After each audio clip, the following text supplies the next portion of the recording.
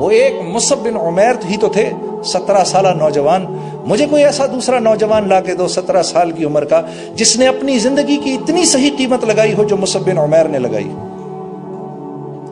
سارے کے سارے انصار، سارا کا سارا قبیلہ اوس، سارا کا سارا قبیلہ خزرج، یہ 2 قبیلے تھے انصار کے مدینے میں.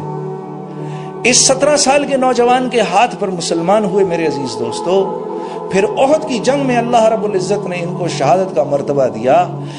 جتنی بڑی جنت مل ملا کے ان انصار کو ملے گی، اتنی ایک بڑی جنت اللہ کی طرف سے مصعب بن عمیر کو ملے گی. اب آپ بتاؤ کتنا بڑا، کتنا اللہ کی طرف سے اپنی زندگی کا بہترین سودا لگا کر چلے. یہ ایمان اتنی بڑی دولت ہے، اللہ کے ہاں اس کے بغیر کوئی عمل قابل قبول نہیں ہے، کوئی عمل قابل قبول نہیں ہے. اپنے آپ کو اس جملے سے بچا کے رکھو. خدا را میں تمہیں کہہ رہا ہوں، نہیں تو اگر تم لوگوں نے ان باتوں کو مسلسل کیا، عین ممکن ہے اس دنیا سے ایمان کے بغیر چلے جاؤ.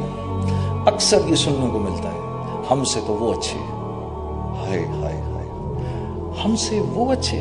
یہ آپ محمد صلی اللہ علیہ وسلم کے منہ پر کہہ سکتے ہیں؟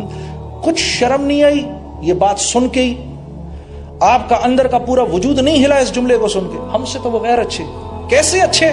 آپ کے تو دل میں کلمہ ہے، وہ تو منہ پہ انکار کر رہے ہیں اللہ اور اس کے رسول کا. یہ بات آپ کل کیسے کہیں گے محمد صلی اللہ علیہ وسلم کو؟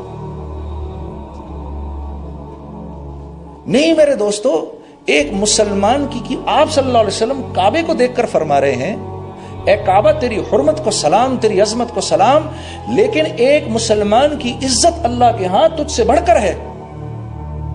ایک روایت میں آتا ہے اللہ کے لیے یہ بات آسان ہے کہ 7 زمین اور 7 آسمانوں کو توڑ دے، بجائے اس کے کہ ایک مسلمان کی عزت کی ہتک ہو.